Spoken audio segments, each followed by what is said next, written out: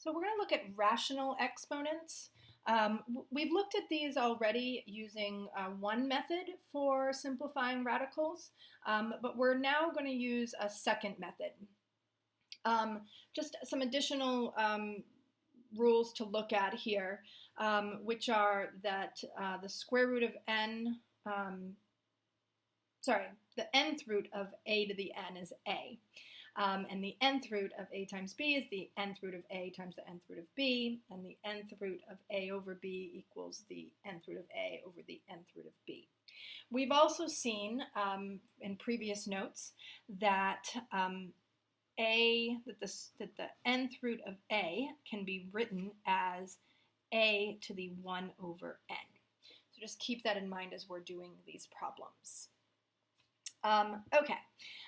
Square root of 72. So the square root of 72, using this rule, can be rewritten as 72 to the 1/2 power. And I'm looking for rewriting 72 so that I end up with numbers to a second power. That will multiplied will cancel out the 1 over 2. So when I'm looking at this, I can break this up in many different ways. One way to break this up is to remember that 72 is 9 times 8, which means that I have 9 to the 1/2 power and 8 to the 1/2 power. But I can rewrite, actually I'm not going to go to that step.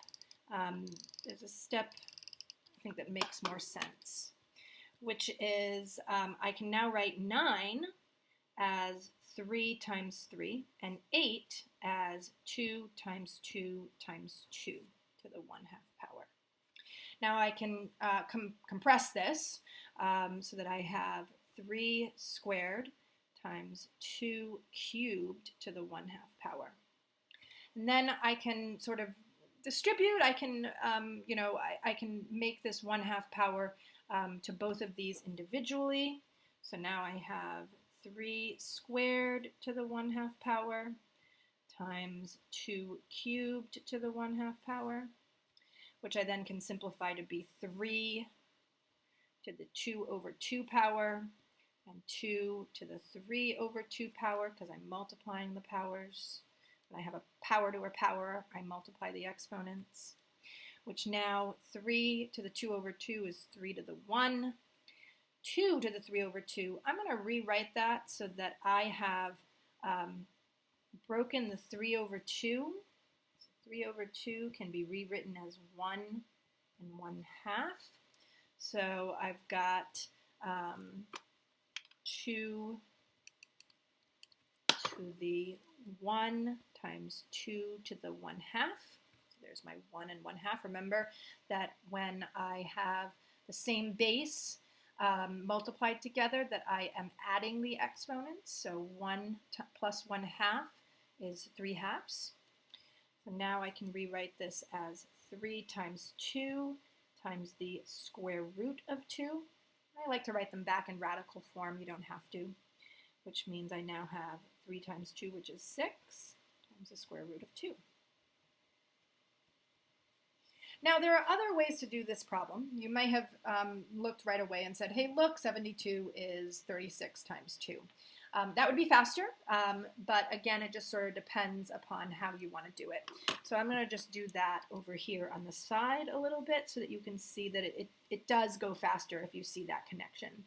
So the square root of 72 would equal 72 to the 1/2, which would be 36 times 2 to the 1/2, which is 6 squared times 2 to the 1/2, which is 6 to the 2 over 2 times 2 to the 1/2, which is 6 square root of 2.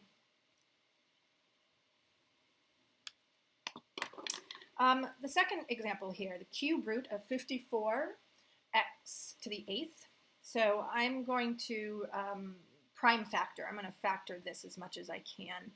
And so when I do that, well, first I'm going to rewrite this as 54 x to the 8th to the 1/3. I then know that 54, I'm going to do a little work over here and make my life a little easier. 54 is 6 times 9. 6 is 3 times 2. 9 is 3 times 3. So I can rewrite 54 as 3 cubed times 2 and x to the 8th all to the 1/3 power, which means I now have 3 to the 3 over 3 power times 2 to the 1/3 power times x to the 8/3 power.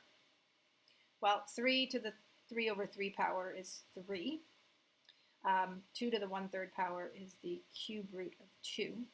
And now I have to deal with my x to the 8 over 3. Well, 8 over 3, if I divide that and use improper fractions, I end up, mixed numbers, I end up that I get 2 to the 2 times, 2 and 2/3.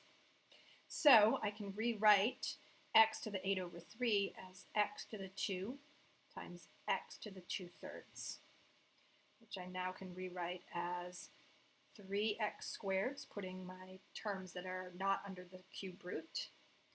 Cube root of 2.